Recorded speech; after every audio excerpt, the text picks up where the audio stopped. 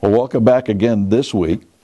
We've got some pretty powerful stuff for you on the TPA, the trade authority, that's being voted on. As most of you probably know, Senator Sessions has discovered the problems in the TPA and is trying to tell people about that, and the Pacific Union and the European, or Atlantic Union actually, that they're trying to form through the facade of free trade. I have in my hand the manual that was given out by the Majority Whip in the United States Congress, the House of Representatives, Scalise. And this was handed out to every member of the House of Representatives to tell them what a good deal that trade authority was and that they need to vote for it. That they've got all sorts of things in here, and it's all done very well. It's very simple, very straightforward, and devious. It's even broken down by the particular state and or district that the House member belongs to. And all these statistics have been put together by the Business Roundtable and their affiliates. There are other things, they have different titles on them, but when you go to their website, you discover that the copyright is the Business Roundtable, whose head is a member of the Council on Foreign Relations, the New World Order crowd, the people that are doing everything they can to bring about a one world government under socialism. And so it would be natural that they would be selling this. But all the things that you received in the letters that you may have written about this from your congressman and senator are taken verbatim out of this manual. And how we got this was we were given to us by a member of Congress who is opposed to all of this. But in the final analysis, what they basically say is that the Congress will control the whole process. Well, why in the world, if they say that Congress will control the whole process, that is being done in secret even from Congress itself? I mean, they're not allowed to go down and read this thing unless they sign that they will not tell anybody. You can't take a camera, you can't take your phone, you can't take a pen and pencil and a piece of paper, and you can't discuss it about the specifics, quoting what's exactly in the agreement when you're done, when you leave. Now, not very many men have done that. They've gone in and read it for a while. They can only read a section at a time. They can't have the whole thing all at once. And so I don't understand, ladies and gentlemen, because if I was in Congress, I wouldn't fall for that stuff. I might sign the agreement, and I'd go in there, but I'd come out, and I'd tell the world. I'd tell the world they're keeping secrets, not only from the people of the United States, but Congress itself, about what is being negotiated. And then they want this passed to give this socialist at best, who's our president, authority to do what he's already been doing in hindsight. And I don't understand it. I would be furious. I'd be furious with my own leadership if I was a Republican. I couldn't tolerate it. I couldn't keep my mouth shut. I couldn't keep my seat. And regardless of what they did to me, I would stand up and proclaim to the world the truth. Period. Let the chips fall where they may. If you want to come after me, do so, and let the American people see how you treat others. You know, they're already telling people that have voted against TPA that they're going to be running people against them in the primaries in the next election. The RNC, the Republican National Committee. And that's the kind of thing that's going on. They're stripping them of committee seats. They're doing everything they can to punish these people because of the way they voted to represent their constituents and not the leadership of the radical Republican Party. And I say radical because that's basically what it is anymore.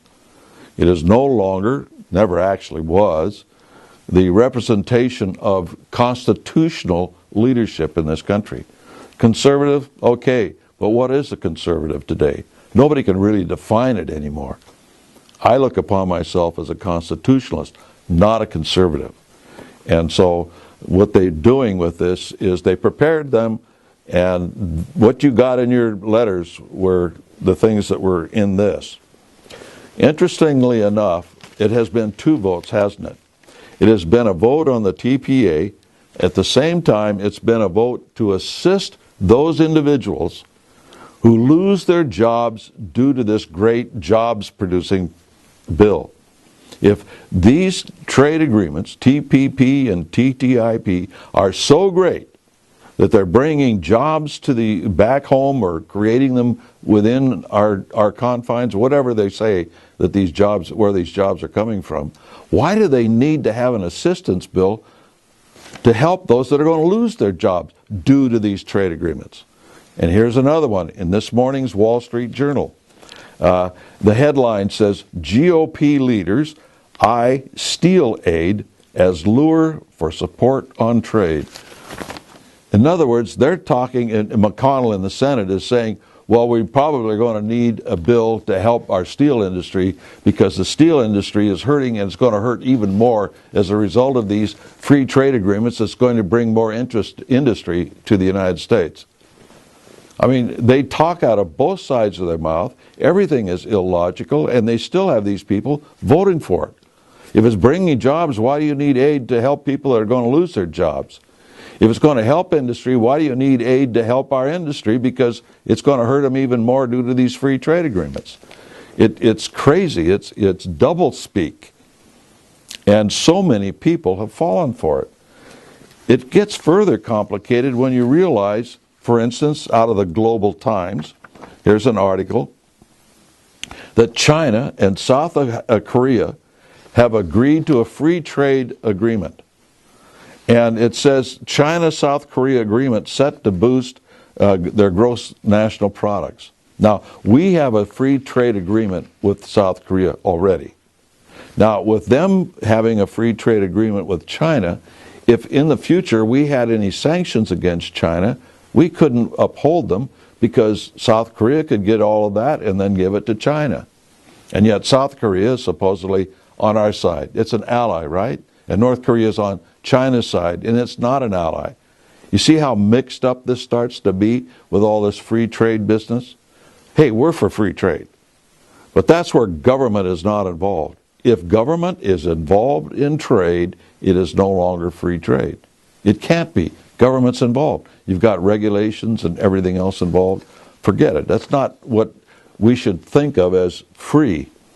Another one, Russia-China alliance could launch New World Order. And this is from the Moscow Times. Let me read that again. This is from the Moscow Times.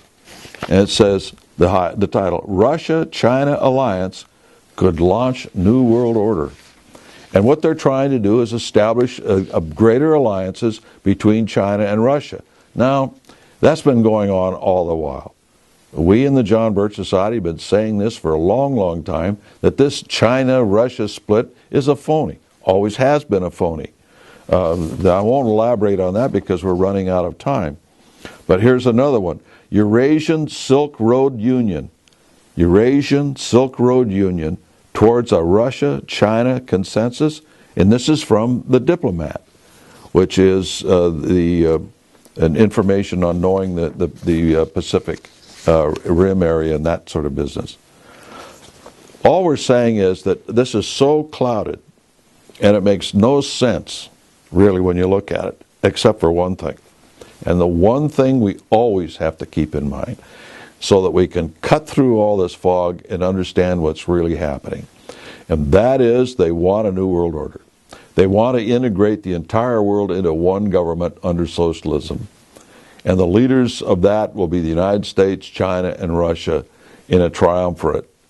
And if you keep that in mind, all the rest of these happenings all over the place, then they will start to make sense.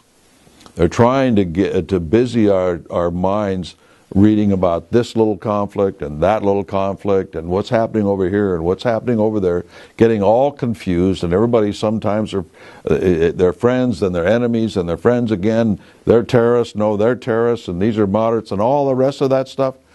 All of it leads towards a new world order, a one world government. And when you keep that in mind, then all of it starts to make sense. It's a conspiracy. If you cannot get your head around the fact that this all is a conspiracy, free trade, all the rest of it, then you won't understand what's going on, and you will trust people too much. The thing is, we cannot trust people, particularly our politicians. As Jefferson said, bind their hands down with the chains of the Constitution. And that's what we have to do. Adhere to the Constitution in all things. Free trade is unconstitutional in the way it's being put together. One of these segments will break that one down for you. Until then, we'll see you.